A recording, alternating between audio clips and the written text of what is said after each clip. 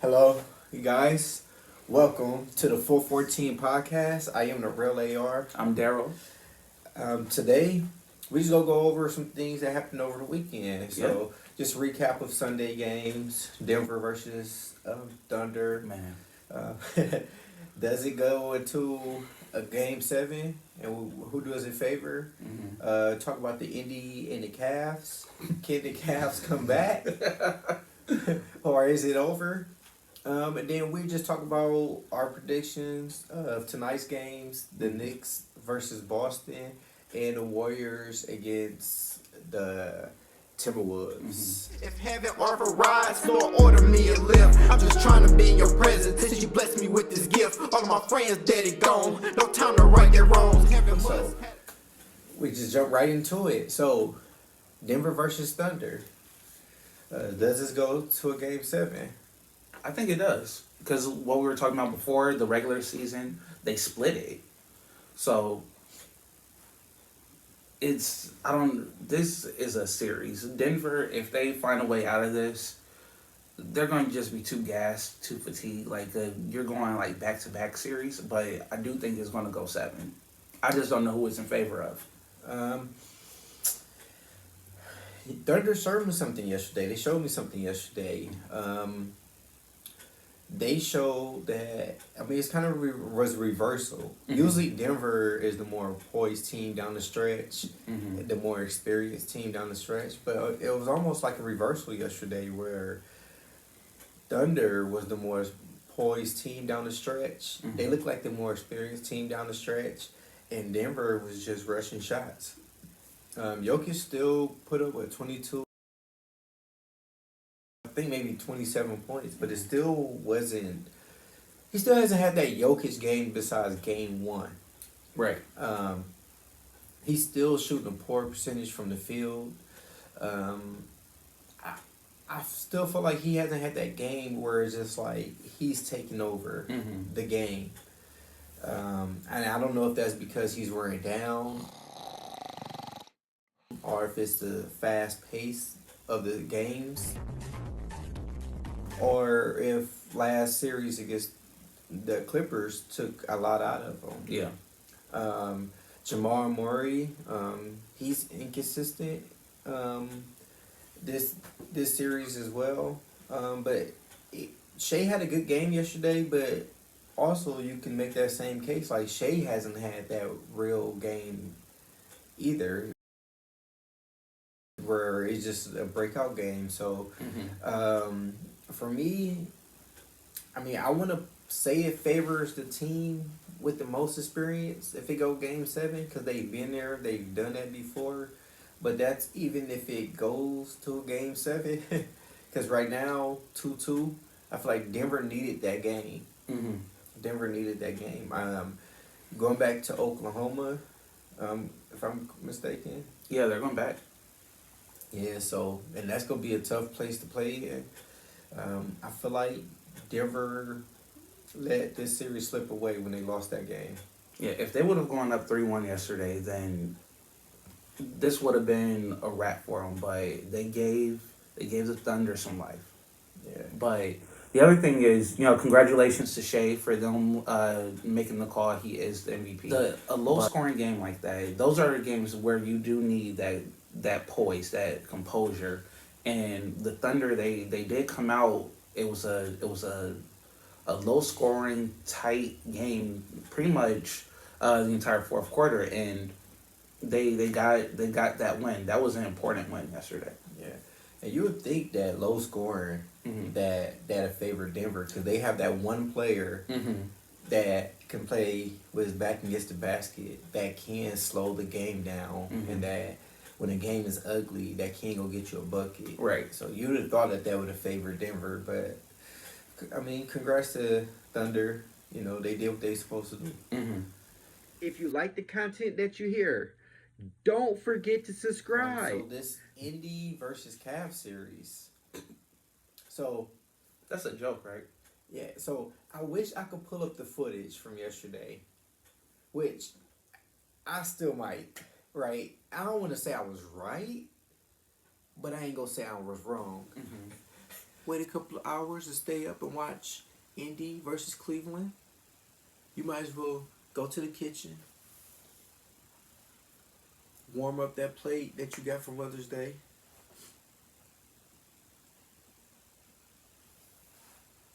Put your lady right here. Put her in closer. Yep. To lay her head right here. Yep. Don't. What you doing? Don't. Yep. Tell her. Don't fight it. Just let it happen. There we go. There we go. Feeling real good, don't you? It's gonna be another Netflix night. It's gonna be over early. So, looking at the film from last night, yesterday, I should say, looking at the podcast early in the morning, right when I posted the show, I said Donovan Mitchell won. It won't get 40 points. Right? He had his game Friday. I think that was it. That was the one that they got. They blew too many 20-point leads, right? Where they should have ended the series. The series should be over right now. So and they blew it. But going back to it, I said Indy is going to blow them out. I told them about time the second quarter come, it won't be a game to watch. So that's the reason why I said bring your girl with you, warm your plate up, do whatever it is that you have to do in between that time, because it's gonna be unwatchable. And what, they were down by 41 by halftime. By halftime, they started with a 17-0 run, right? So it was like the game was over before it even started. But to me, it's no surprise that the game is even going the way that it is going, because the Indy is 44-16 post All-Star break. So there's no surprise that the game is going exactly how it's going. So people went into the series thinking, oh, Cleveland got the best record in the NBA, that automatically that Indy was going to be underdogs.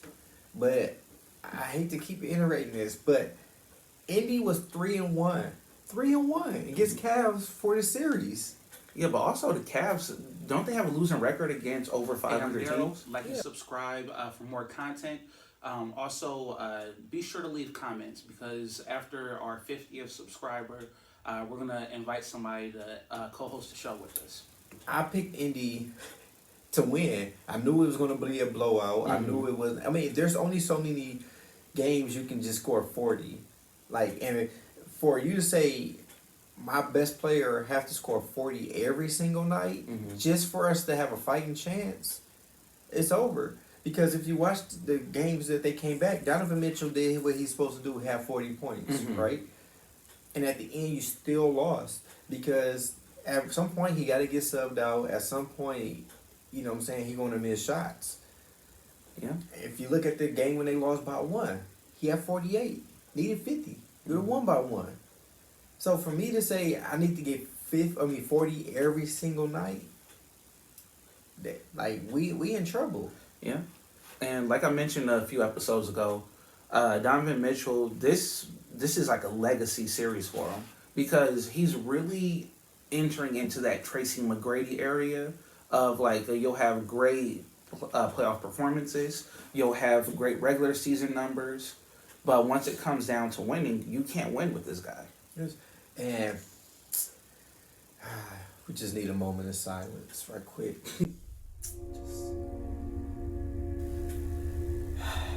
I feel bad. So history is repeating itself. What I mean by that is, Daryl, I know you don't want to be right about this, but you're right about Donovan Mitchell. This is what I mean by history repeats itself. Against Utah, when he was playing with Utah, great series, great performer, can't finish the series. Calf injury, right?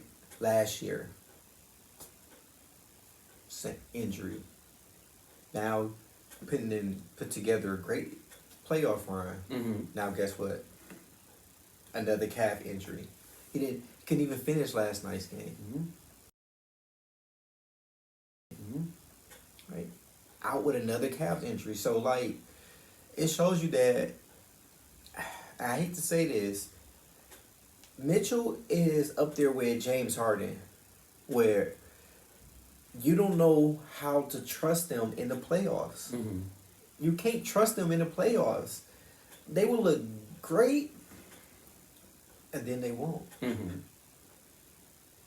So, best ability, availability. Yeah. And you don't know how long he's going to be available if you got him on your team. History repeats itself once again. Mm-hmm. Donovan Mitchell putting up numbers. You look at him, you like, he got the numbers. Mm-hmm. He don't got the W's behind him. No. And the thing is, because of like his numbers, it's like it's not my fault. Yeah, I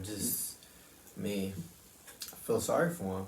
But we said this before in our podcast where, and I know we were talking about it, like, the Cavs look good. The style that they play, it looks great during the regular season. But our question was always, does that resort to winning basketball in the playoffs? No. No, like we were talking about how they pretty much mirrored the Atlanta Hawks from 2016. It's, you look great on paper, the record stands for itself, but once we start going against like the elite, Indiana, Mathurin and Halliburton yesterday was like, we ready for the Celtics. We waiting on the Celtics. Yeah. So, I guess the question is, can the Cavs come back, or is it just over? This is over. Even if they win one more game, it's over.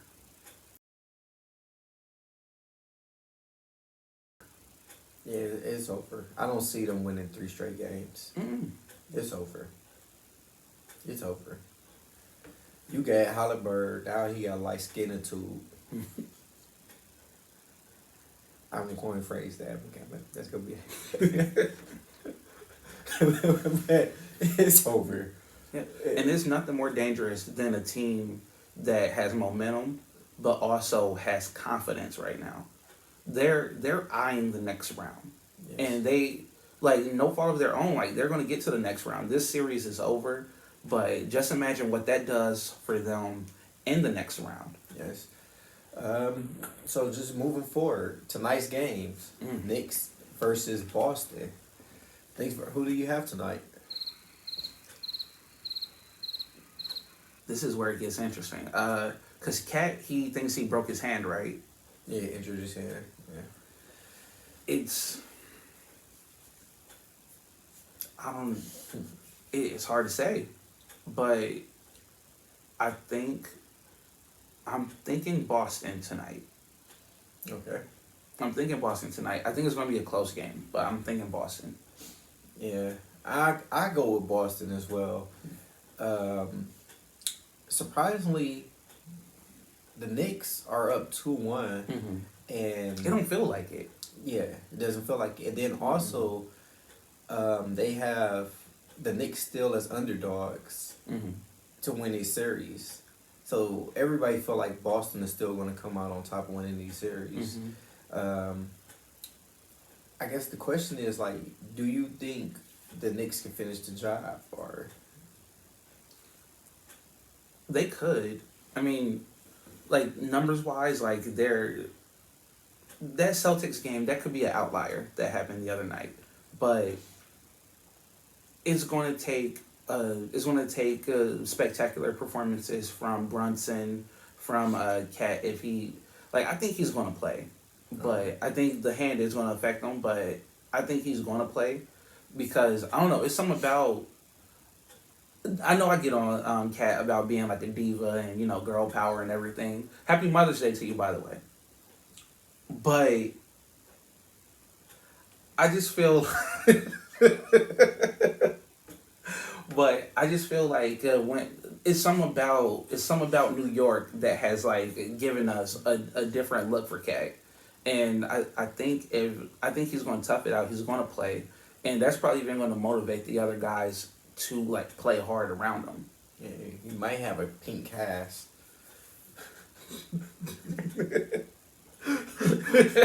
Bedazzled and everything. I can see him going to the locker room. Can y'all sign my cast? It looked like when he was like, I think I broke it. Everyone was like, oh, is he talking about his nail?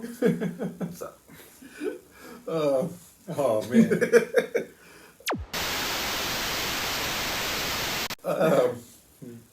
So, can Boston come back? Can Boston come back? I believe so. Right. But I think based off of like the comments from yesterday, New York, they might actually be like, you know what, y'all looking past us. Indiana, you're looking into the next round and you see the Celtics facing you. Nah, it's gonna be us. Yeah, because not only that, like game previous, like Karl Anthony Towns 5 from 18 from the field. The Knicks are 1-3 at home. They're 5-0 on the road. But also for me, I feel like the Knicks just look tired. They just look tired, like because every single game they was down by 20 points. Yeah, and it's just like this bully ball style like that they've been playing since the first round. It's wearing on them. Yeah, and then anybody know like you losing by 20, it takes so much energy to come back and come back and come back and come back, and I just feel like it's taking a lot out of them. Like all the players look tired. If you look at the end of those games, Karl Anthony Towns looked exhausted. Yeah. Brunson looked tired. Josh Hart looked tired. Mikal Bridges looked tired. Like all their stars look tired. And they just look worn down and they just look defeated. Like, and they got that look like, I don't know how many times we can come back. Right. And I feel like Boston is going to come out and put their foots on their throat and full throttle and just never look back. Yeah. Because I don't know if they go down by a big deficit, if they can come back again. And right now, we haven't even seen the best of Boston yet. Like, we haven't. And I have a belief that they feel like those shots are going to fall. The shots that they're missing, I feel like they believe that it's going to eventually fall.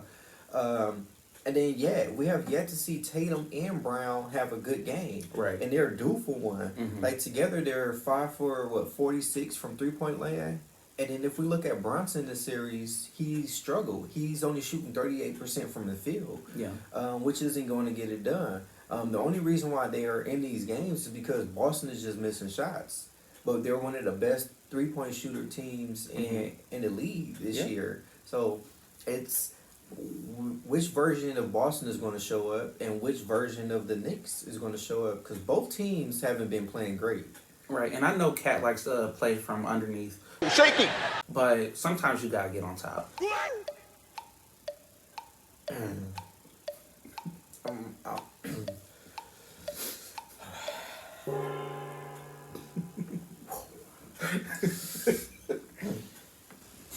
So I'm not going.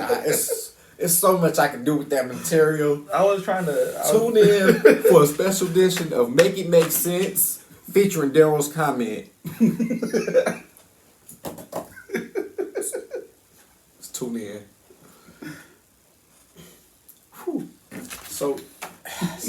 So many different ways. Go to commercial. Let's go.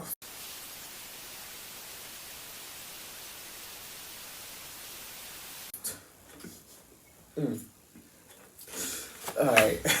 Shaky. Whew. All right. So with just 60 seconds, right quick. Make your case for Boston. The shots are going to start falling. Everyone goes through cold spells, but the shots are going to start falling. And when they start falling, this is going to be dangerous. So I'm expecting big games from Jason, from Brown, from the supporting cast, especially Derek White. But the shots are going to start to fall. You got about 40 seconds. Straight to the point. I don't even need the 40 seconds. Straight to the point. All right, so I guess I can make my case. Make my case for the Knicks. Okay.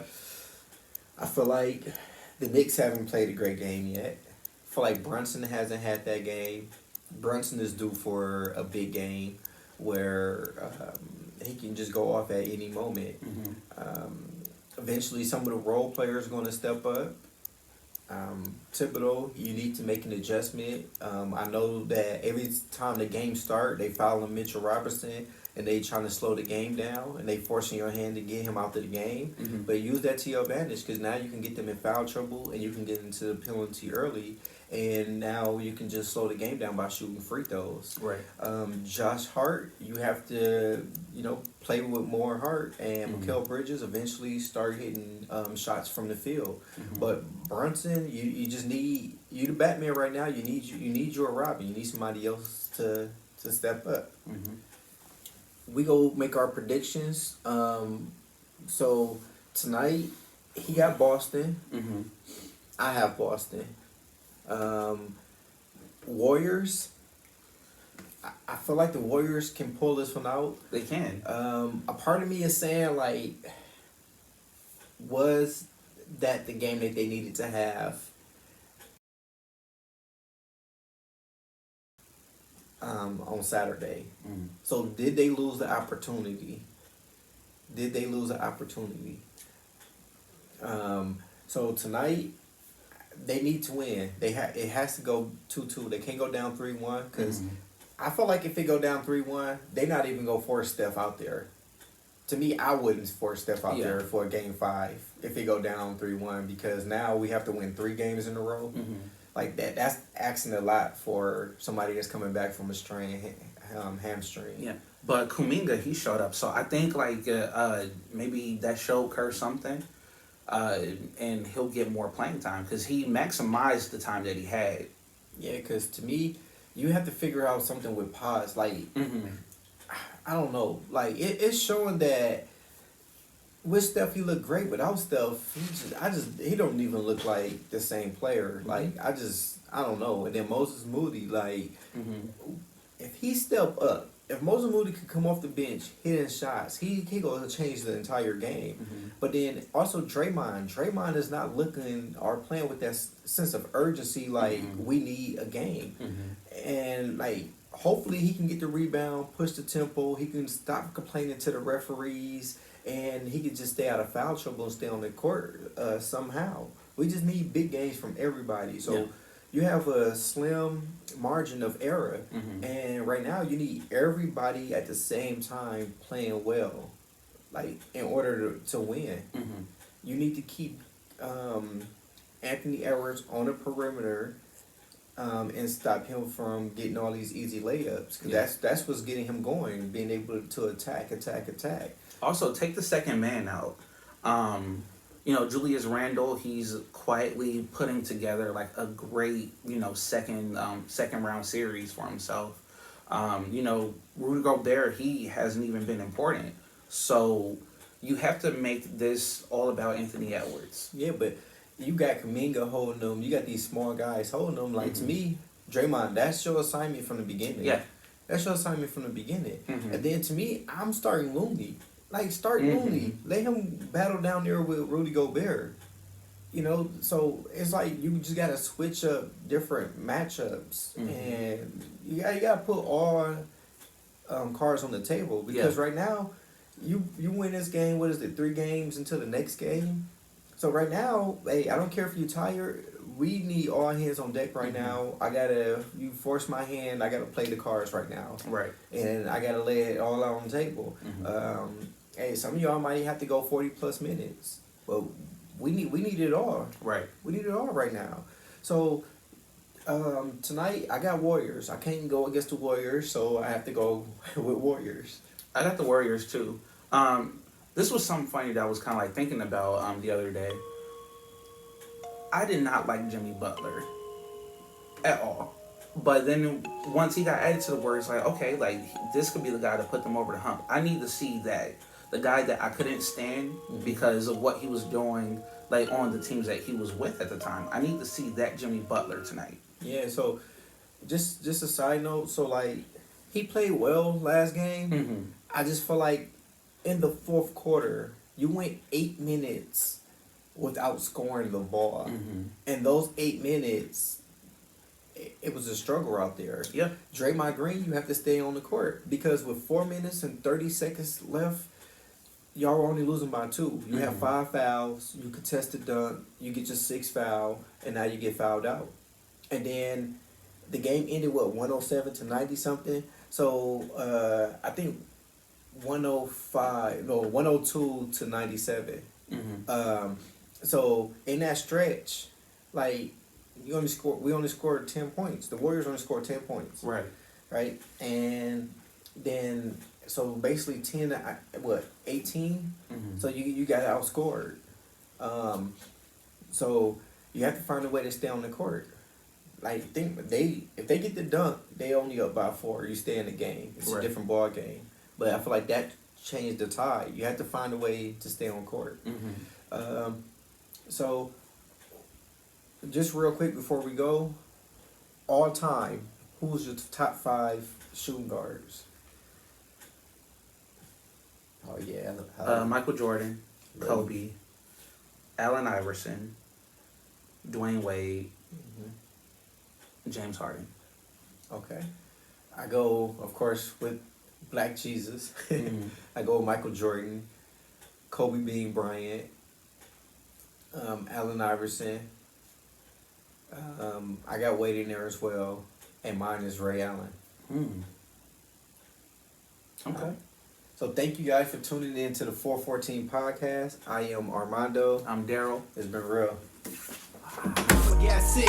It ain't nothing I can do about it. Praying for her health so I can knock the flu about it. Time heals.